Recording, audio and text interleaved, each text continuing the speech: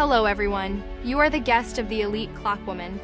Thank you all for supporting this channel, and also thank you for DataBio trusting me with this channel for my cool videos. In this video, I want to talk to you about the new episode of Toilet Multiverse. It turned out to be quite long and awesome, and we definitely have a lot to discuss. Additionally, today I'll show you some details that you didn't notice. Watch this video until the end. It will be very interesting. Let's start. In the first shots, we see a battle near a secret base. I'll remind you that the coordinates of this base were revealed by the toilet that the Alliance captured in the 8th episode. But doesn't it seem strange to you that an ordinary Skibidi soldier knows where it is? I think it's a mistake on the part of the mutant leadership. The toilet leadership should reconsider their policy and keep the coordinates of secret bases a secret. And here we see a new development from the Clockmen, a time bomb. This device, when activated, stops time around it. Judging by its size, it has a small radius of effect. I guess it's something like this. As we can see, the watch on the cameraman's wrist saves him from time freezing. However, in previous episodes, we've seen that mutants already possess this technology. It's only a matter of time before all toilets use these watches. Next, while our operator and drillmen contemplate what to do next, this interesting guy is fighting behind them. We've seen him before, in the 8th episode. He's really powerful because he survived the explosion being in the center of it. I like this character, and I hope to see all that he's capable of in the future. After this, Drillman shows the operator this strange device, and the cameraman doesn't understand its purpose. I think this contraption generates specific vibrations in the ground that are sensitive to Drillman. Due to this signal, they know when reinforcements are needed and send them. Despite its simplicity, this is a rather useful device. Once the soldiers send a help signal, they are attacked by a toilet with a chainsaw. Judging by its body, this creature used to be a large speaker man. In the first episode, we saw 2 speaker men, but the toilets immediately blew one of them up.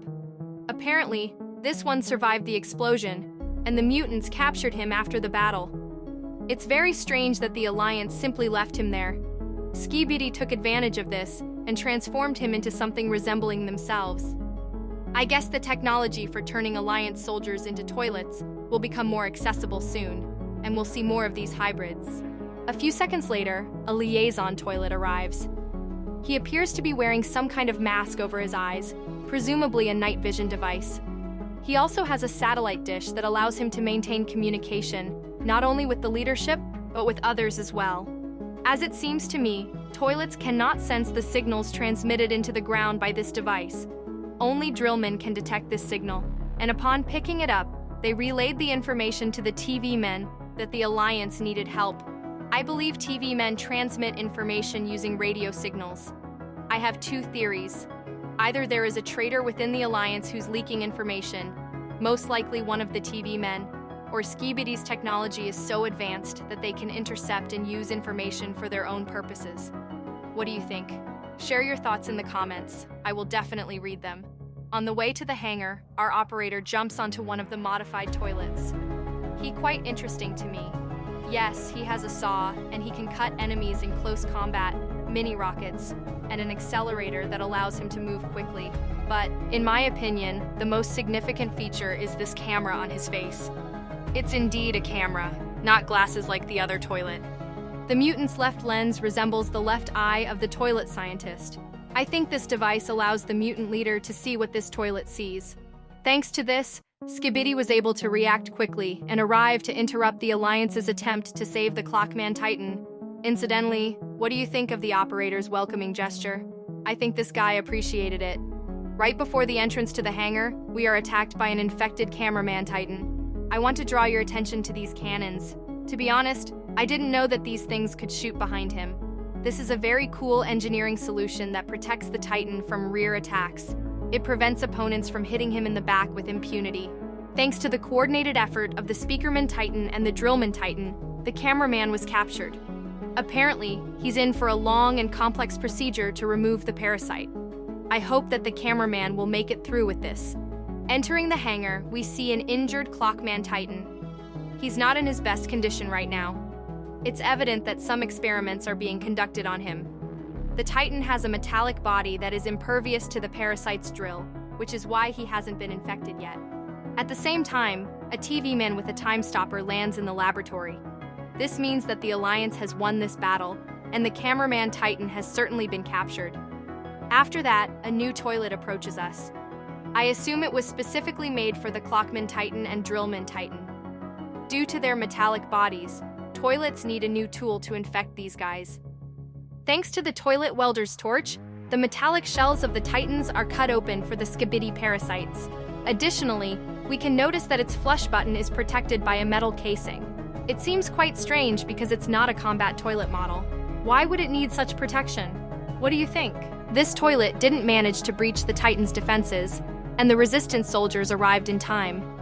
The speaker woman attempts to flush the mutant, but she fails.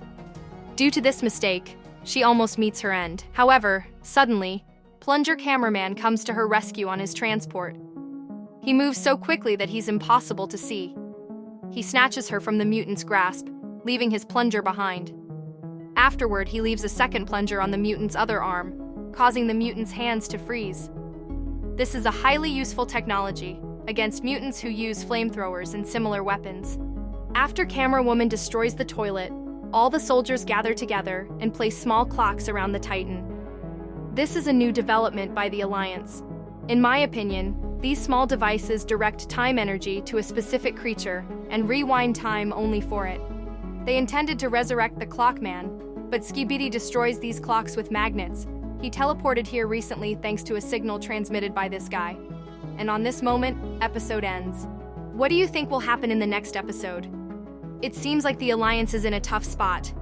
I think the Drillman Titan flew away along with the Cameraman Titan. Among the Titans, only the Speaker Man remains. He will have to fight against the toilet reinforcements, and I think his main adversary will be this magnetic toilet. It's going to be a very challenging battle for the Titan. By the way, have you noticed that Speakerman has 2 flamethrowers on his back? These are backup weapons that were created in case he loses his primary guns.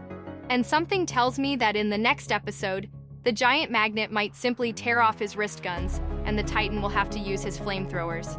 The Alliance also needs to come up with a new way to save Clockman. After the destruction of the small clocks, the main Clockman was deeply saddened. I presume that was the only batch of those clocks, and there are no more. Well, let's hope that the Resistance will find a way out of all these difficult situations. They will save the Titan and defeat the Skibidi, but it will be a hard-won victory with significant losses. On that note, I'd like to end my analysis. It was a cool episode with lots of hidden and unobvious details. I hope you enjoyed it. Thank you for watching. Subscribe to the channel to not miss the new videos. It's going to be very interesting. See you soon.